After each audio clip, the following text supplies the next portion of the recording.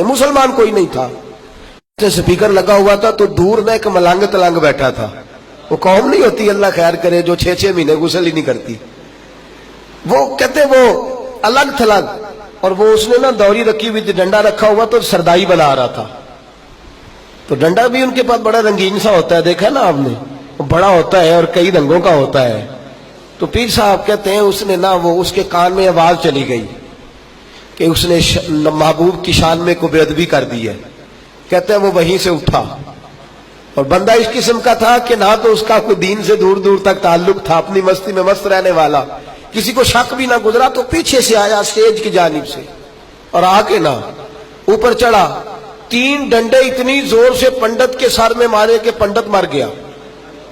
کہتے ہیں یہ لدھیانے کے قریب امرتسر کے قریب کا واقعہ ہوا. کہتے ہیں پولیس نے پکڑا, جیل میں دے دیا. امیر ملت سنوسی ہند بانی پاکستان حضرت پیر سید حافظ جماعت علی شاہ صاحب محدث علی پوری رحمت اللہ علیہ فرماتے ہیں میں جیل میں ملنے گیا, اس ملنگ سے میں جیل میں ملنے گیا. تو کہتے ہیں میں نے جا کے کہا کہ بھائی نہ تو نماز پڑھے, نہ تو داڑھی رکھے, نہ تو مسجد آئے, نہ تو کوئی اور کام کرے, یہ تو نے کارنامہ بڑا سر انجام دیا ہے. تو کہتے ہیں پنجابی تھا, پنجابی میں بولا, کہنے لگا حضور اسی نماز نہیں پڑھتے تھے گناہگار ہاں, اسی روزہ نہیں رکھتے تھے, اسی چنگے کام نہیں کرتے تھے, اسی گناہگار ہاں پر غدار تے نہیں نا, گناہگار ہاں پر غدار تے نہیں نا. کہنے لگا حضور باقی ساری گلاں اپنی جگہ تے, اے تے نہیں نہ ہو سکتا کہ ساڈے سامنے ساڈی اچھی تے سچی سرکار دی کوئی بے ادبی کر کے ٹر جائے.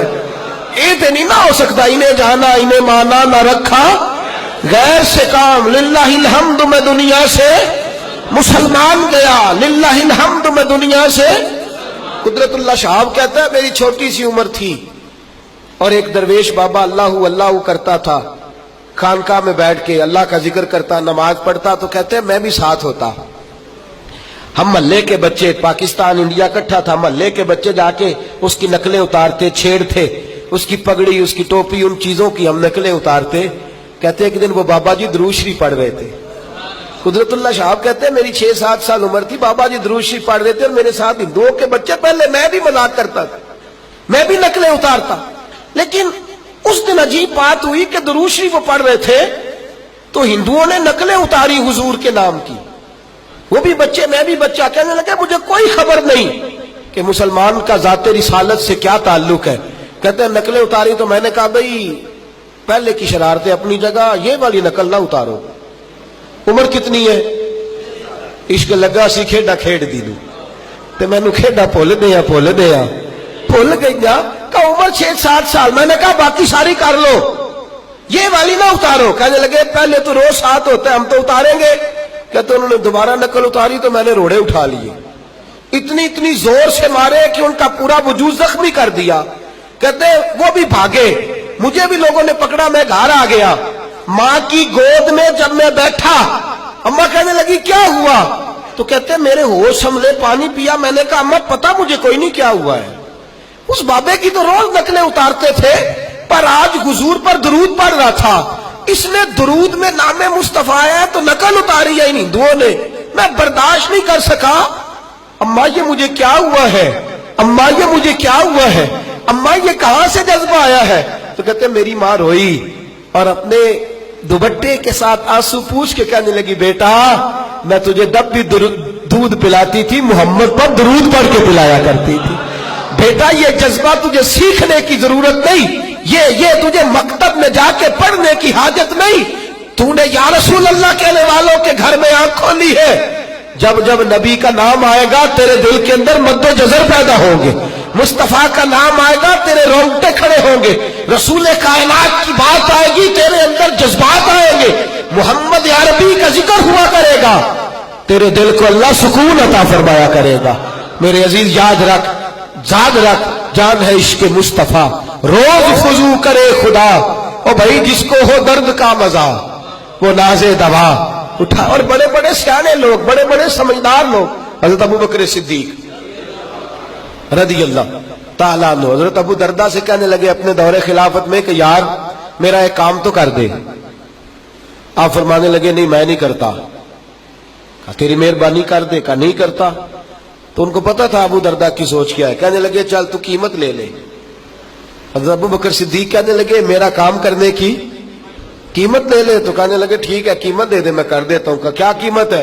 کہنے لگے آپ کو بتانا پڑے گا کہ آپ سب سے زیادہ خوش کس دن ہوئے تھے.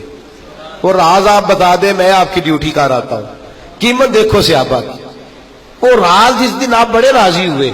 حضرت صدیق اکبر کو اللہ نے مال بھی بڑا دیا, عزت بھی بڑی دی, قبیلے کے سردار بھی رہے, بیٹے بھی ہوئے, بادشاہ وقت امیر المومنین بھی بنے. لیکن جب کہا نا آپ راضی کس دن ہوئے تو سیدنا صدیق اکبر کہنے لگے آجا بیٹھ جا. حضرت ابو دردہ بیٹھ گئے. کہنے لگے راضی بتاؤ کس دن ہوا؟ جس دن میں حضور کو لے کے نکلا نا مکے سے مدینے کی جانب. مکے سے دیکھیں نا, کوئی دوست کے ساتھ جاتا ہے, کوئی بچوں کے ساتھ جاتا ہے, کوئی بہن بھائیوں کے ساتھ جاتا ہے, کوئی بیوی بچوں کے ساتھ جاتا ہے, کوئی اپنے پیر کے ساتھ جاتا ہے.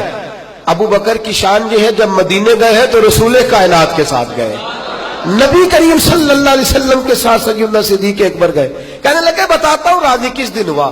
کہ حضور کے ساتھ مکے سے مدینے جا رہا تھا تو گرمی بڑی سخت تھی, دھوپ بڑی سخت تھی. میں نے دیکھا کہ حضور تھک بھی گئے ہیں, پسینہ بھی آیا ہے, تو میرے دل میں خواہش پیدا ہوئی کہیں کوئی ٹھنڈی جگہ مل جائے نا تو حضور کو لٹا دوں. کہتے میں دیکھتا رہا, ایک چٹان سی مجھے نظر آئی, اس کا سایہ تھا. میں نے کہا محبوبہ اگر اجازت ہو تو میں ذرا سایہ نہ دیکھاؤں. حضور نے فرمایا دیکھ لو. کہتے میں گیا, سایہ دیکھ کے آیا, سایہ مجھے پسند آیا. فرماتے میں نے اپنے سر سے پگڑی اتاری, جان ہے عشق مصطفیٰ, پگڑی اتاری, اس کو پھاڑا اور وہ جگہ میں صاف کرنے لگا. فرماتے ہیں وہ جگہ میں نے صاف کر لی اور پھر اپنے کندھوں سے چادر اتاری اور وہاں بچھا دی. حضور آرام کرنے لگے. فرماتے ہیں نبی